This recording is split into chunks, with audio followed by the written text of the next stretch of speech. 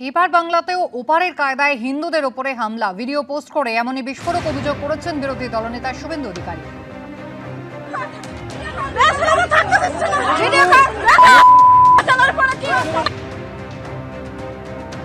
ডালখোলা থানা এলাকায় হিন্দুদের ওপরে হামলা চালায় দুষ্কৃতীরা।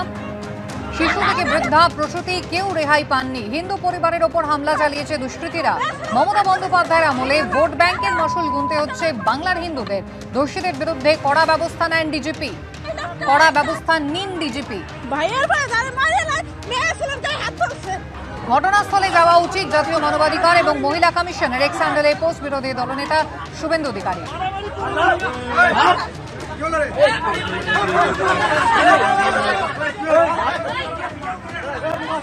গতকাল সকাল 9টা 9:30 নাগাদ ডালখোলা 1 নম্বর গ্রাম পঞ্চায়েতের বাবুনিয়া লোহাপুঞ্জি গ্রাম, সেই গ্রামে কিছু মানুষ বসবাস করে, হিন্দুরা বসবাস করে।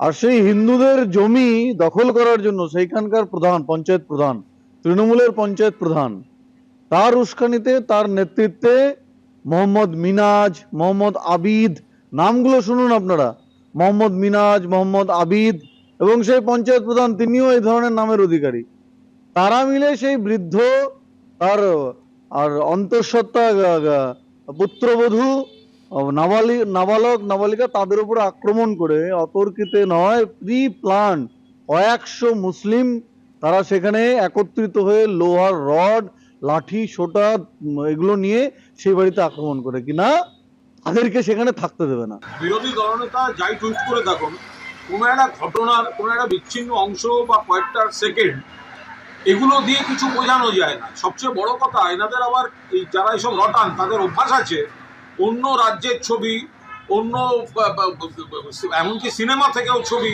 তার একটা ক্লিপিংস এনে মানুষকে বিভ্রান্ত করার জন্য। কোথাও কোনো অশান্তি ঘটে থাকলে, কোনো পাড়ায়, কোনো ক্লাবে, কোনো মহল্লায় কোনো ঘটনা ঘটে থাকলে নিশ্চয়ই পুলিশ প্রশাসন দেখছেন, কিন্তু তার কয়েক সেকেন্ডের ছবি দিয়ে হিন্দু মুসলমান ভেদাভেদ তৈরি করা বা তার সঙ্গে ধর্মীয় একটা প্ররোচনা যোগ করে দেওয়া, এটা খুব একটা বাঞ্ছনীয় কখনোই নয়। কি, কেন, কোথাকার দেখবে, বাকিটা পুলিশ প্রশাসন দেখছে। যে কোনো এলাকায় যে কোনো একটা অকাতকি কি নিয়ে হয়, তার সঙ্গে এই ধর্ম, এই প্রবণতা ঠিক নয়।